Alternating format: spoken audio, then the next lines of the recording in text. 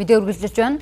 За Дундгов аймгийн замын цагдаагийн газраас цэцэрлэгийн хүүхдүүдийн дунд аймгийн аврах шалруулах ногоон гэрэл цагаан шугам тэмцээнийг зохион байгууллаа. Энэ тэмцээн нь хүүхдүүдийг багаас нь замын хөдөлгөөний дүрмийн тухай ойлголттой болгох, зам тээврийн ёслоос урьдчилан сэргийлэх зэрэг олон ач холбогдолтой гэдгээрээ онцлогоо. Сүүлийн жилүүдэд замын хөдөлгөөнд оролцогч хүүхдүүд гэмтэх, сургууль цэцэрлэгийн орчинд зам тээврийн осолд өртөх асуудал гарсаар байна. Үүнээс урьдчилан сэргийлэх үйл ажиллагааны нэг бол ногоон гэрэл цагаан шугам тэмцээн юм. Багш ажилч хүүхдүүд хоорондоо ойлголцсон тэгээд мөн та эцэгтэй төлөө давсан манай гэрэл замын хөдөлгөөний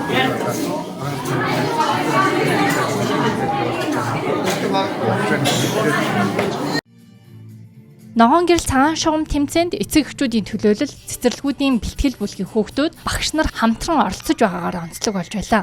Мөн эцэг эхчүүд замын хөдөлгөөний дүрмийн мэдлэгээ хэлснээр хүүхдүүдтэй зааж ойлгуулах зэрэгт дөхөн болж байгааг онцллоо. Тэмцээний од зорилго хүүхдүүдийн зам тээврийн ослоос урьдчилан сэргийлэх, замын хөдөлгөөний гэрэл биелүүлж замын хөдөлгөөнд бас хэлбэр болж энэ юм тэмцээн байгаа юм. Энэ тэмцээн маань хүүхдүүдийг багаас нь гэрлэн дохоо тэмдэг тэмцээтэйг харьцаж сурахад чухал болсон тэмцээн болж байна. Маш сайхан тэмцээн боллоо.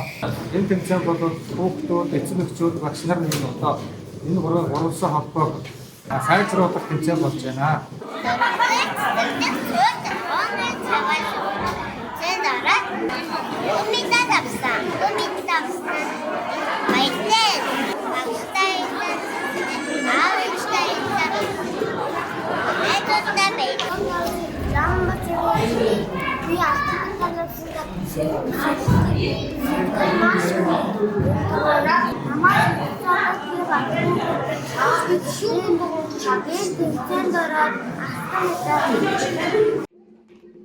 Тус тэмцээнд 8 цэцэрлэгийн хүүхэд эцэг эхчүүд багш нараас бүрдсэн 12 хүний бүрэлдэхүүнтэй баг мэндчилгээ жүжигчилсэн тоглолт буухай тэмцээн гэсэн 3 төрлөөр оролцлоо.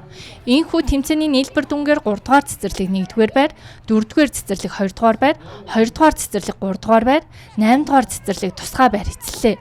Цаашаад уг тэмцээнийг илүү өргөн цар хүрээг хамруулан жил бүр зохион байгуулах юм а.